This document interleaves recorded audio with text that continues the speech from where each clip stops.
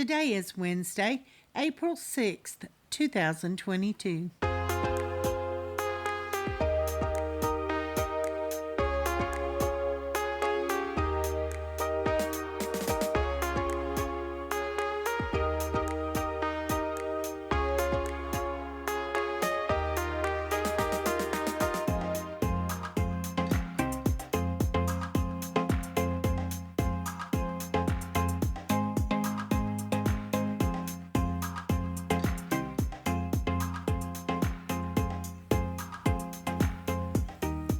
Welcome to the Survivor Fans Podcast. I'm Joanne. And I'm Stacy.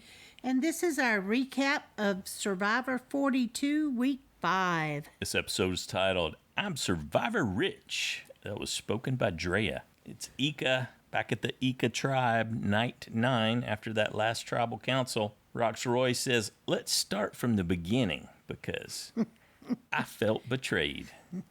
So Romeo breaks it down. Yeah, Romeo breaks it down for him. He did a good job of explaining it all. Even the part why they couldn't tell him. Yep. Or why, really, there was no point in telling him. Mm-hmm. They knew he wouldn't change his mind. Which tells me he's stubborn. Why would you want to keep him around? Yeah, I would be... See, he was worried about he's missing social cues. And he said, well, I guess I'll have to be content to ride social coattails if that's what it takes. I'd be more worried that they didn't trust you. Yep. That's a bigger thing to be concerned about. It is. But they presented it in a way that hopefully he didn't think that. Tori tells us, though, that she will be first to jump. She has no desire to stay in a group of people that includes Rocksroy because he ruins it, and you cannot count on him. Well, this is, you know she's playing to the cameras when she's mouthing things. And making that faces. The other people can't see. Yeah, because it's so dark. Rolling her eyes in front of everyone. And like, no. When he's, Rocksroy saying one thing, she's like, no, it's not. You know, she's mouthing that. So that's 100% for the camera. Yeah. She's very savvy. As you pointed out, it's dark out there. They really can't see each other that way. No, they're using a filter on the camera so that you can see them. That's exactly right. So she's doing that for the camera. Yes, knowingly. I mean, we know Maryanne's hamming it for the camera. Everybody that's left, it's been, wide mouth, You know, it doesn't matter who it is. Yeah. So... But that's total hamming for the camera. But Tori's doing it as well. Speaking of Maryanne, we bounce over to Taku there on the next day, day 10. And Maryanne is declaring that she is baller at Mario Kart. And Lindsay said, well, she is always first off the line. And then Jonathan is telling us that these ladies never stop talking. It's nonstop.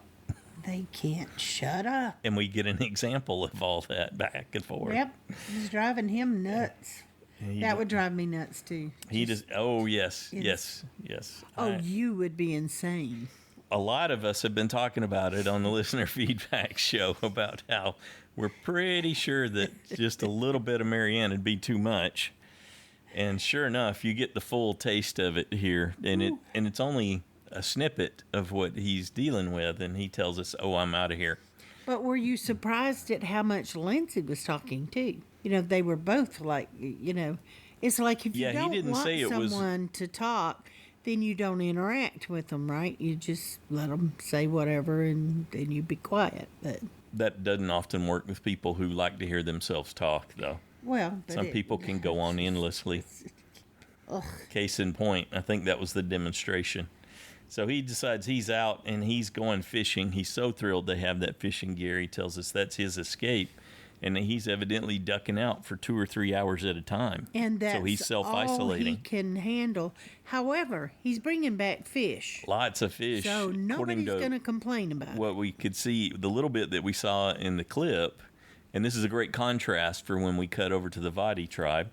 But yeah, he's bringing back a stringer full of fish, and if you looked at the press pictures this week, you could see more of just how many it was. They're nowhere near as large as the ones they had won in the reward challenge, but they're definitely eating fish. And then we get the clip of Maryanne yelling at Jonathan because he hit her. Yeah. He hit her with the machete. I thought, honey, if he hit you with the machete, there would be blood. So, but she said, well, my foot was under it. And I thought, he's chopping with a machete. Why would you walk anywhere near there? Yes. Because if nothing else, it could go flying. It could put out an eye. You know, that bamboo can do all kinds of stuff. So, yeah, it's notoriously hard to chop. Okay. I thought she was nuts for being anywhere in the area. We get a little more in the way of examples of how it is not quite all harmony and unity the way he had described at the challenge. What did she mean? You were in my workspace. What? Yeah, I don't know. I agree with him. She's a 10 out of 10 on the drama scale. It's always on. Even Omar said that he just wished she'd stop being so petty. Well, it looked like she was in his space to me. So, but good on Jonathan that he tried to smooth it over with her. And it's like when you're on the road and there's a bus or a truck, and you're in a car, or you're on a bicycle. You stay out of their way. You make way. Yep. You don't put yourself in harm's way. That's like, the smart way to do it. And they Jonathan may not be in the right, but I would be dead, so I'll just stay over here. Jonathan's definitely in the bus category. So, though he did have to have a chat with Lindsay. How interesting! You would think he would have it with Omar, but he had it with Lindsay about we need to. Well, get I think he's Maryanne had a better connection strategically with Lindsay. Maybe. That's what they had hinted at previously. And even Omar was tired of all this petty arguing, and it's just not where he wanted them to go. But, oh well, the honeymoon is definitely over. Now, over to Vati. Mike's hoping for the merge. He's hoping it's today. Sorry, Mike. That is not going to happen. And Daniel's telling Chanelle how they need each other. They need to stick together. Mm-hmm. Thinking, right, she's going to believe anything you say. And vice versa. Why are you even bothering to talk to each other? Well, you have to, though. I know. Okay, and High tells Lydia that he wants to get rid of, that they need to get rid of Chanelle to make it to the merge. I was like, whoa, what? Mm-hmm. I was just sure this was Daniel's week. Yeah. And so I'm already getting a little nervous there. Yeah, he definitely put some fear in us with his explanation. He said, Daniel, very transparent. He's like incompetent and transparent. So you know what you got. Chanelle, she is not transparent at all. But at least she can do challenges. Daniel's just been worthless. And it doesn't seem to be productive around camp either. And she might be able to manage alliances that could be valuable to them, right? She might be able to make a connection with someone that they weren't able to connect with. Or maybe. You got to look at how all the different facets of how people can add value to your alliance. So here goes Daniel out fishing with his spear. Great contrast to Jonathan, yes. Oy. Now, to be fair, lots of people walk backwards in when they have the flippers on. That's just something you do because it's easier. It did make him look a little bit dorkier in comparison to how fluid and smooth Jonathan was in the whole process. Oh, I didn't pay that. I mean, because you feel dorky when you're walking backwards with big flippers on, you on your feet. You are dorky if you got flippers on. Yeah. So that's kind of a given. That's why I didn't play it. Mike breaks it down for Daniel. Fishing first, fire second. So if you get something we can cook, then we'll make a fire. Valid point. Especially since Mike cheers him on. He said, I believe in you, not under his breath. Yeah.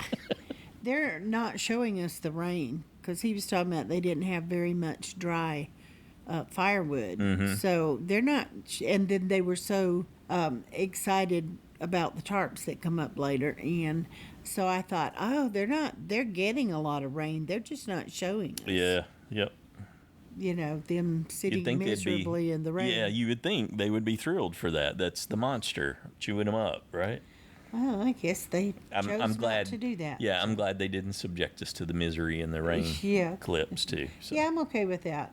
It felt like Daniel, I know they just show us a little clip, but it felt like he Okay, I tried to fish. I couldn't catch anything. So then he flipped over to wanting us to think, oh, I'm just going to have fun and snorkeling. And you need to have fun out here, too. The editors had fun. You noticed they played the dunce music I didn't while he was out that. there. Yeah, he definitely got some of the dunce music with his little clip. I'm good with that. And High's observing, and he's wondering. Now, he's got a dislocated arm. He begs out of all the challenges. Since day one. But yet he's out here spearfishing. What's going on? Brings it to everyone's attention. Everybody's, I know, right? And Mike's, we've been carrying him since day one. And how long can you carry somebody before they're a true liability? It's like, well, I don't know why you haven't said that before, actually. Yeah. I mean, this is 10 days in or 9 days in, whatever it is. It's day 10. Okay, time to bounce back to the Ika tribe. Drea and Romeo are sitting talking, and Romeo's telling us that Drea is his number one. He said, we should go find an idol. So off they go. Wasn't they talking about they thought somebody else might be looking for it? Mm-hmm. Was that Rocks? Yeah, and Tori. Oh, yep. Okay. Well, that's what was so surprising to me was them say, well, Drea said, well, I guess we should probably start looking for it. So, like, really? It's day 10. Day 10. Nobody's looked yet? Well, for her. Well, yeah. Anyway. Others have looked. They make a conscious effort, and it pays off. We get a little Romeo's backstory. What'd you think about that? It's a backstory. He said that because of his mom's sacrifice, he had always been drawn more towards the strong, independent women. I guess that reminded him of his mom, and he liked being a part to help Drea's game. So he's kind of taking a back seat and making it more about her. I'll believe that if it really shows that. I don't know that he would completely take a back seat. I'm not buying that yet. If he thought he could win, why wouldn't he win? Mm-hmm. That makes no sense to me. So. Well, you don't think he could do both, though? You don't have to completely be in the back seat, right? Well, he can help Drea. That's what I'm saying, though. I don't think he would put her first, and he shouldn't put her first. He should be first. Well, whatever they're doing paid off because Drea found a beware advantage, and hey, we were wrong. We were totally wrong. We thought that. What the heck is it that Tori finds? Yeah, what is she looking at that we haven't seen yet? Do you think they show it to her at some point? Why would they? No, I don't think so. Well, the editors really sucked us into that. Mm-hmm. You know, it's when we looked at it, we went back and looked at it when we were trying to hear the voices. Right. We thought, well, yeah, I think that's probably her. First, it was Maryanne's voice in one clip, and then it was somebody else's voice in the other. And we thought, well, yeah, that's probably hers. But it's maybe that's Tori's voice, but yeah, maybe it was Drea's. We didn't see her. We were looking at the hands, and it's like, no, we don't see her holding anything. Right. It's clearly you can only Mike's see hands. Mike holding the other one. And so they made us think that when we were so wrong. They got us, yeah.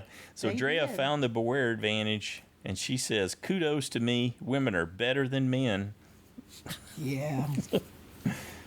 She seemed to have some trouble even saying that. I know she was probably doing that for the cameras. But this is when we got she said that in a confessional. Yeah. This is when we got the title, too, where she said she's Survivor Rich because she's already got the advantage, and then she's got an extra vote, and now she's got a potentially immunity idol. I mean, she just lost her vote, and that shocked her a little bit because she wasn't paying close attention at first. But her plan is, well, she'll give the extra vote to Romeo. I think what all that said to me was, wow, they really are close.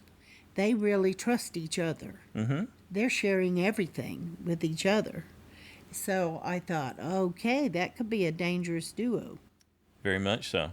And they recognized that Maryanne had already said the bunny statement. Yes. That they had. So they picked up on that. Absolutely. Well, it made a lot more sense. I do think it's very easy for people to just ignore whatever Maryanne says because she says so much. So you tend to not really listen to people who spout things that you just go, yeah, I don't know what she's talking about. But that was a memorable line, and they recognized it. So they did. Okay, bouncing back to the Vati tribe, still on day 10, and Mike's talking about how you have to say the sentence if you want to activate it early, otherwise you hold on to it, and then it powers up at the merge. And he tells us that he's taking a gamble, and he's going to have to figure out today, if he does hear the other two phrases, is he going to say it or not? Yeah, because they're thinking they're going to merge really soon. I would almost be tempted to just wait.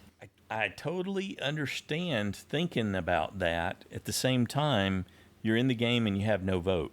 Exactly. I would say that on the spur of the moment when it came up, temptation would cause you to act on it a little more. I think that would override the I'll have a surprise idol part. Which leads us to Immunity Challenge. He did. Day 11. Yep, we get the big reaction like you're talking about from Maryanne. Same-o, same-o. After Swati is gone, and then she goes promptly into the bunny line again. What'd you think about how Drea worked in the potato line? Oh, I thought she did it very well. And then, Mike can't resist. He gives us his soccer line. Did you think that worked at all? I thought it was just as wackadoodle as Maryanne. Maybe not quite, but I would have been left wondering, like, why did Mike feel the need to tell that story about the kids that he's trying to quite get cover. That, I understand that. I know what he's doing. Okay. But if I'd been out there and I didn't know he had it, his tribe knew what he was doing too. And so did the people who know about it. But if you weren't one of those people, then I would have thought, well, so boom, boom, boom, 3 idols activate. Damn. And then 3 votes are back too. So everybody's at full power. Well, that made me feel... now you've got Chanelle, Daniel, Lydia, Mike, Maryanne. Oh, she told everyone too. So Maryanne, Omar, Lindsay, Jonathan, Drea, and Romeo know about these idols. So actually, there's just 2. Was there just 2 people who don't know? Rocksroy and Tori? Yeah, I guess so. Everybody else knows about it, right? Because Maryanne blabbed everything. Oh, I didn't realize she told everyone, but I guess she did.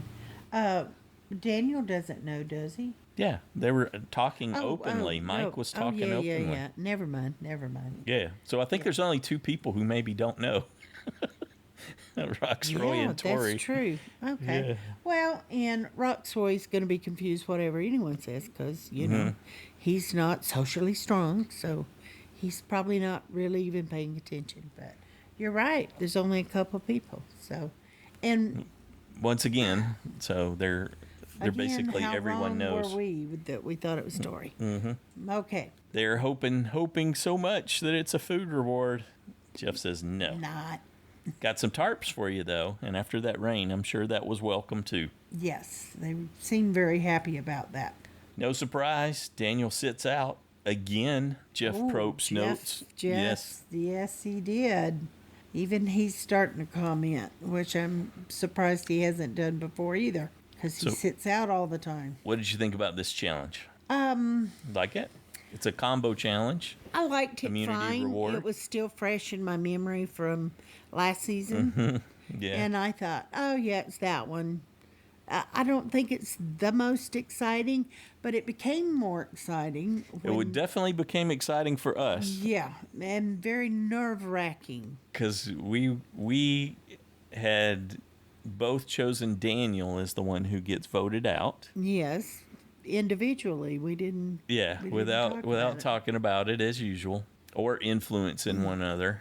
And so we arrived at that after that last listener feedback show, I guess, independently. And so when they got into the challenge, they're going over the first obstacle, and you see Jonathan, he fell, didn't he?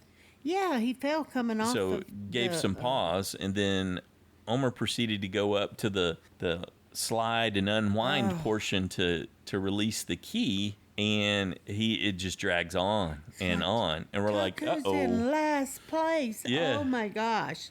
And he was still no closer to getting it solved. Yeah, we got real quiet while that was happening. Did you notice? No. Yeah. We chit chat back and forth, and yeah, we both got anxious. I got very anxious. I did. I was like, no, that can't happen.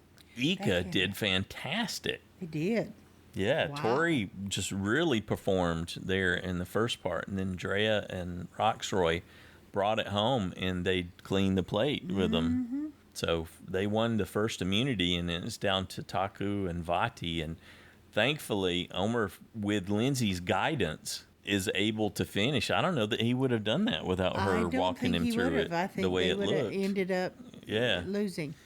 If she hadn't started got the key, released the machete, Jonathan gives it one chop, and then they get their sandbags, and now they've got to use the big slingshot to knock over 2 targets. The slingshot before the Green Tribe got first, one. He gets it first of the 2 knocked over. Oh, thank goodness. But then it was neck and neck. Yes. Ika had already won. Poor Mike, he fell every time he shot that thing. He didn't seem to be able. Did you notice that? He was falling backwards. Yeah, it was. I mean, it was pulling so hard. Legitimate fall. Yeah, and he was so off balance. Yeah. Well, Jonathan came through again. Thank goodness. But that was really quite nerve-wracking for me. Yeah. And so we were like, oh, thank goodness, the Green Tribe did lose. Whew. Yeah, Taku gets that small tarp. Well, it's funny, and we did this independently as well. I said, I have Jonathan and Lindsay safe. And you're like, so do I. Yeah. I thought I'd get a point off of them. Some safe points before the merge. Close to the merge, and I said, that's exactly what I thought. Yep. So, and I even had Mike and Lydia safe, which I'd done deliberately. But then when they were talking about Mike early on, I was like, whoa, wait, no, don't. I have him safe. Time for another journey to Shipwheel Island to risk or protect. And Ika chooses Lydia to go, and then Rocksroy to join her. Okay. Tori wasn't happy about that. She did another one of her eye rolls when she turned around. Oh, yeah, I missed that. You missed her eye rolls? Mm-hmm. I'm kind of getting tired of them. High tells us that he is excited to trim the fat. Tonight at Tribal Council, it'll either be Chanelle or Daniel. Okay, back to Vati there. Still day 11. And High's talking about the scramble beforehand. Daniel's response is, I don't want to scramble. I just want to have one-on-one discussions. I wrote Vita instead of Vati. Yeah, okay. That's funny. Just mix the vowels around. Never mind. She entertains herself. I did. Well, actually, I know someone whose dog's named Vita. So, anyway, what were you saying? Daniel and Chanelle want to have some one-on-ones to discuss how the vote's going to go to make their case. They should. Daniel demonstrating once again he doesn't understand the common vernacular, whether it's being played or scrambling. Well, they did a good job with the editing, because really I was very nervous that Chanelle's going home. And there were a lot of people that chose Daniel, and only 17 that chose Chanelle. I went and looked during a commercial and said, 17 people chose her. I think they're going to be happy. And so I was really surprised that they trusted Daniel more than her. Daniel's talking to High, and he says, I am with you to the end. Let's shake on it. And please. Chanelle will fly on us. Or flip. Fly on us. I was thinking fly away to another alliance, but actually the word that I'd written was flip. I just didn't read it right. Yep. Well, if I were her, I certainly would now, for sure. Chanelle and Mike were talking, and they agreed it's 100% it's Daniel. Yes, he has to go. But we got to make him confident so he doesn't play his shot in the dark. And then when High and Mike get back together, High saying, well, we got weasels in the chicken coop.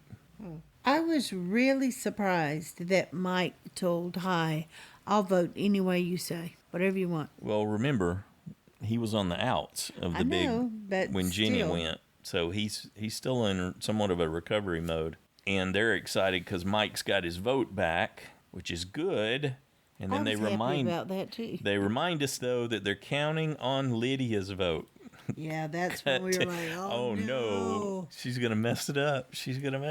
Cut to Lydia and Rocksroy at Shipwheel Island. That was the only exciting part about that, is just seeing what they decide. The rest of the journey and all that was a wash. Yeah, you didn't care anything about Lydia's backstory, or? No.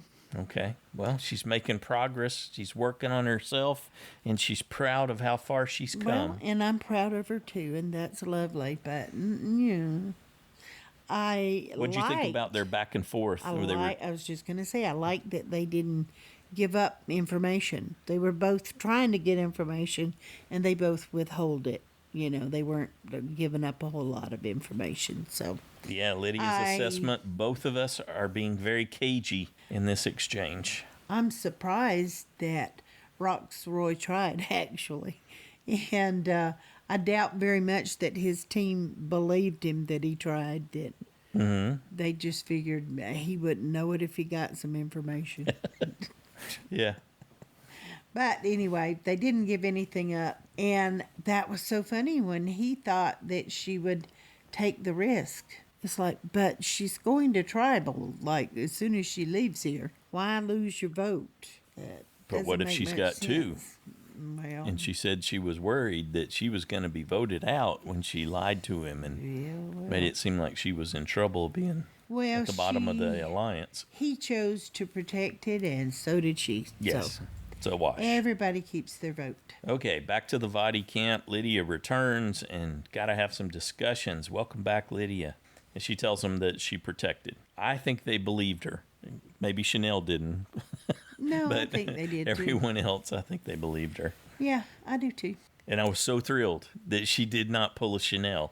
Oh, yeah. Okay, so she talks with Chanelle and assures her that we're with you. Yep, feel good. And then she talks to Daniel, and he's apologizing for writing her name down last time, and that he's 100% with them. I thought that would just make me mistrust him even more.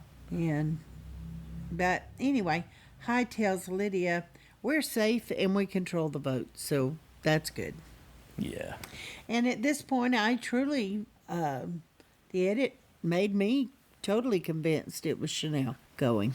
Yeah, it seemed like it was a possibility because she represented a bigger threat in the overall game, with Daniel being both transparent and somewhat incompetent in the context of the game, constantly making bad choices, oversharing, misstepping. Yeah. Then as a vote that's valuable to the alliance, but he offers nothing else in the context of the game. Whereas Chanelle's likely more crafty. She holds her cards closer. Although there's a look she gets in her eyes at certain points, and you can tell she's got this cornered look. Daniel would totally flip equally as quickly as Chanelle. The skunk. If he had thought he would stink it up and pivot. They already got his number. He needs new people. Yeah. To work on. So, I thought, why would you give him that opportunity? Okay, we're at Tribal Council there on night 11, and Probst wants analogies. So Mike tries. He's sticking together, even when you got one doofus in the firehouse that can't pull his weight. They stick together. That's right. Hyde tells us someone's being lied to, or maybe multiple people. Mm-hmm. Hyde not missing an opportunity, General Hyde, to cast doubt and uneasiness into everyone. And keeps them flustered, keeps them on their heels. Well, and Daniel, of course, is still working Mike. What did you think about that? Because he completely dodged Probst's question. Yeah. He just ignored it and then started sucking up to Mike again. Team for life. We're friends for life. Well, let me explain to you, Jeff. When he says team, he means for life. Yeah. I know he means for life. We're going to be friends for the rest of our life. Chanelle was not having any of that. She's like, oh, I gotta jump in here. Yeah, he's playing Mike. And he's playing Mike again, going for his soft spot, family. Yep. What'd you think about her busting his chops? I liked it. Why would she not try anything and everything? She knows it's her or him. So I think, to Daniel's credit, he did some double speak here. I'm not gaming. I'm not doing any of that. look, I'm a leukemia survivor. So he went to the heartstrings. For the sympathy then. Yeah. Yep. Lydia broke it down. Look, we're coming out of this at 4-4-4 after tonight, and she needs somebody she can trust. Yep.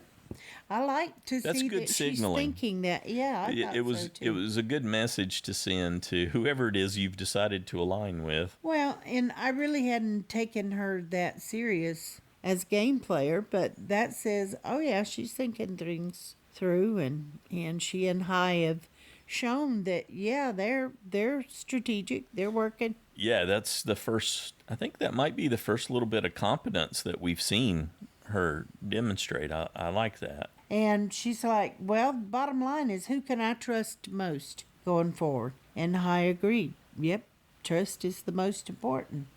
And Daniel's still trying to get that forgiveness, or remind people that they owe forgiveness. Well, if you do so you make a mistake, you need to ask for forgiveness. Everybody makes a mistake, out here. Now, this was the most troubling moment for me with Chanelle when Probst called her out, because he said, "Are you having trouble explaining trustworthiness?" And she got that cornered look in her eye again, like when she messed up and lost her vote. And I thought, uh-oh. Well, she's voting on trust too. She's scared she's going to mess something up. And Mike pipes up and tells them, okay, whoever goes home tonight is still a friend for life for me. It's just gameplay. It's just a game. Yep. And Chanelle is looking worried. Okay, time to vote. No shots in the dark. Nope. And Jeff's, any idols? Nope. Nobody's playing an idol. No need to here. Okay, so we get... For some reason, I was very surprised at the tie vote. Yeah, didn't see that coming. I was like, what? And Mike, who voted Mike? Mike catching a vote was a surprise, yes. So they have to re-vote. This time they can only vote for Daniel or Chanelle, who had both gotten 2 for a tie, and it comes back, and Daniel is voted out. Ooh, that surprised me and delighted me. At the same time. I've been wanting him to be voted out. Both Hai and Chanelle offered a love you, Dan, as he made his way to get his torch and exit. What did you think about what he said to Probst? Only once in a lifetime, Jeff. Tribe has spoken. Yes, kind of. That was the mode he was in the whole time he was there. Well, he said he couldn't win. He was right. Yes. Self-fulfilling prophecy. Good job, Daniel. You nailed it, buddy. Come to find out, Chanelle had voted for Mike in that first round of vote. See, that was that cornered look she had in her eye. I think she goofed at that point. So... that could have been the difference. She could have voted herself out. It's like... Why wouldn't you vote for Daniel to put more votes there? I don't know. Mike turned to her and said, I kept my word. I voted the way he said. And when in actuality, he didn't. No, he did. He voted for her. No, I thought he put Daniel. Oh, I thought he put her. So I have to go back and check. Well, I thought this argument is going to be a wash.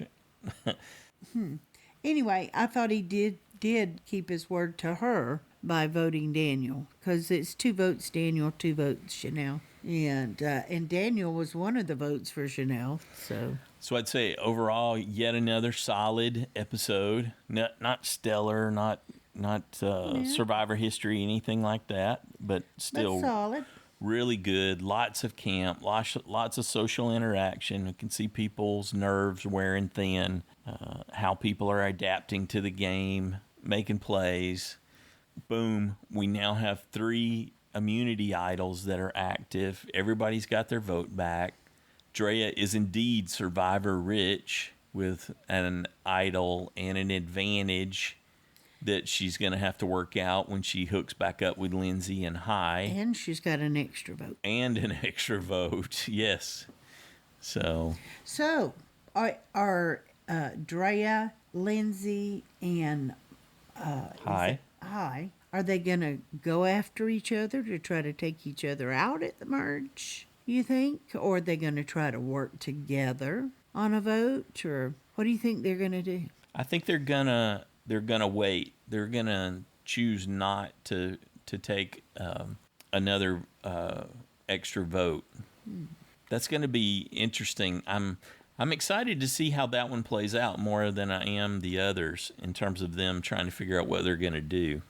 And let's see, Maryanne has got one of those immunity idols, and she's got an extra vote. And Omar still has no vote. Well, he's going to go to a tribal council, which is coming up, obviously, but he's going to be without a vote. So at the first one, yeah. Now Maryanne balances that out with a plus vote potentially, but yeah, I'm curious to see how this is going to play. Well, here's the thing too, Drea is more vulnerable than she thinks because people know now that she has an idol. Yes, she's more likely to think initially, at least, that it's a secret, not realizing that pretty much the whole remaining group knows, minus Rocksroy and Tori. But Hi and Lindsay don't know that she has the one. They don't know who has that one, do they? Yeah, they do, don't they? What? Didn't they? You're being ambiguous, so be specific. Are you talking about the advantage, the amulet advantage? I was trying to remember where they got the amulet advantage. They in the first episode, know, right? Yes, who together. They chose. All three chose. That's what I was trying to remember. Do they know that they have?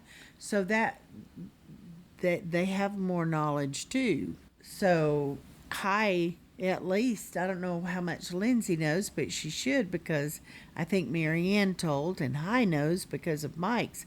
So they could figure it out that, hey, she's got one of these and an idol. Right. It has to be part of the discussions that were happening after that challenge back at those tribes. And we didn't get to see because we needed to focus on Vati and figure out who they were going to get rid of. Well, anyway, there's a lot of targets now. And somebody will eventually clue in Rocksroy and Tori, probably. Or maybe not, because maybe Drea and Romeo aren't going to want them to know. No, it'll be someone else will tell them, because they'll think that everybody knows. Wait, you mean you don't know? And that could be a way to pull a vote, potentially, with Tori. It could make them mistrust Romeo and Drea, too. So, but Tori's already ready to flip. Now I'm wondering, since she didn't end up getting it, and we thought it was her, if there, what if anything she does get, because we still haven't seen it, and will we see it in what's coming up? Let's talk about next time on Survivor real quick. She could have been looking at a coconut for all we know. That's true. It was potentially a still shot. Yep, where she's just frowning at something. So it could have been a bug on the ground. We don't know. Have to acknowledge that, indeed. So just like in season 41, where things are tracking exactly. Last time in here's what's different. In season 41, they did this merge, not merge in one episode, and Erica went to the exile island and had to decide what she was going to do. Home. And nobody went home in that episode, which was one of the completely unfulfilling aspects of it that just made it that much worse. And we had to wait a whole week to figure out. So, at a minimum, they seem to have figured that part out. They're going to give us 2 hours. Yes. So that someone will will get voted out, and they will merge in these next 2 hours. But we don't believe there's going to be 2 vote-offs. No. At all. So we're not going because we think they're going to keep this stupid hourglass thing that Probst is in love with that. Probably. And he would have been unwilling to let it go. That's our prediction, at least. I mean, we're happy it's 2-hour episode. We'll take it, whatever it is. Yeah, we're not thinking it's going to be 2 vote-offs. It's just they're combining those 2 episodes that they goofed last time and made unsatisfying. He said the same thing he did last time. Yeah, not exactly. When Mike said, oh, hey, does that mean we're merging? He's like, not exactly. Yeah, so they shuffle into 2 different teams, and they have a competition, and then, 2 people sit out. I thought they stayed in all 3 teams. And the losing team, maybe the winning team picked whoever goes out to wherever they send them.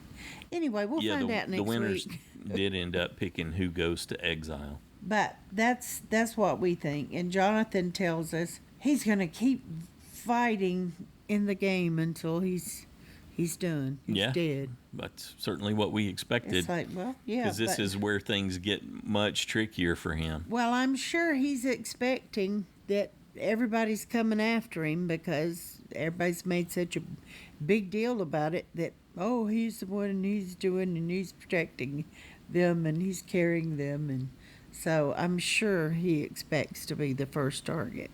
So you keep fighting, Jonathan. Well, and this is where you would have wanted him to manage interactions with Maryanne as delicately as possible. Which he seemed to try to do. Yeah, I don't know. He did drop it, and he let her have it, I guess, in that sense. But she's got an immunity idol that could save him, is what I meant. She's got an extra vote. Mm-hmm. And potentially Lindsay will, too. It just depends on if Hai and Drea will coordinate for that. I got to think they're going to end up being tempted, like you were talking about, and they're going to want to target those folks. Well, what's really interesting is they're going into the next episode with 4, 4, and 4 equal. Mm-hmm. So that's kind of fun. That one tribe isn't going in more dominant the way the blue tribe did last time in 41. So they're gonna break out into those two teams, and then they're gonna play that challenge if they do it like last time to get the merge feast. Yeah. And then someone's gonna go out to exile. They're gonna break that hourglass and come back and reverse the whole thing, and then there's gonna be another challenge, and the loser of that group is the one that is going to be eligible to be voted out. Okay, so we know that Tori's already said she's going to scramble. Yes. Chanelle most likely will scramble. Yeah, with that cornered animal look she gets in her eyes. She's going to look You got to make her really confident. You got to more solid than the people that she knows doesn't trust her. So you got to think she's going to scramble. Is anyone on Taku, will Maryanne scramble? Or does she think she's solid with her 4? She acts like she's solid, but I don't know. Yeah, the thing about someone who like that is if they get attention, they might follow that attention. So she would seem to be the most likely. She's the crack in that 4 that I think that you could get loose. Well, the only good thing for them is that Zach is gone, so they won't lose her to Zach. Yeah, Swathi's got that all wrapped up at this point. Sorry, Maryanne. She hasn't mentioned being attracted to Romeo. Yeah.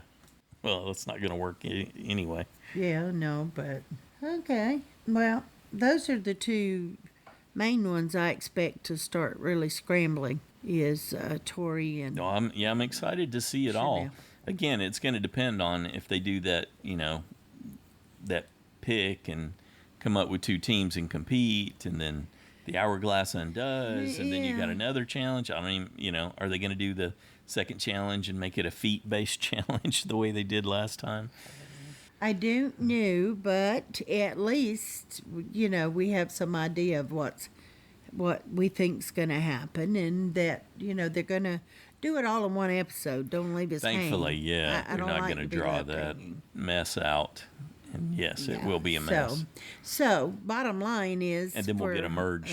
JSFL, we're not changing anything because we don't think there will be but one vote off until we, and because, learn otherwise. Well, also we went through and figured out how many weeks are left. Yep. If it's one person voted off per week, we end up at the finale night with Final 5. Yeah. Just like seems normal. To fit. So it seems to fit that it won't be. So that's going to be what we're going with. Yeah. So for next week, it'll just be the regular 1 vote off and 4 safe. Across the 2 hours, yeah. It should be really good, too, because we've got some really great players, got some smart folks, so I'm excited and looking forward to that. Yeah. How about a JSFL update? I can do that. A lot of people saw Strunk the Skunk making an exit this week. Yeah. Okay, we have 3 people tied for first with 25 points. 17 people lost their USB. 30 people lost a safe point, and 144 people gained a vote off point for That's almost Daniel. 50% of us, yeah. Yeah. Okay. For the side challengers, Jeremiah still in first with 24 points. Laurel with 23. With 22 points, Drew. 21, Colt, Mike, and Rebecca. With 20 points, Justin, Robert, and Stacy. And with 19, Parker. All right. Good deal.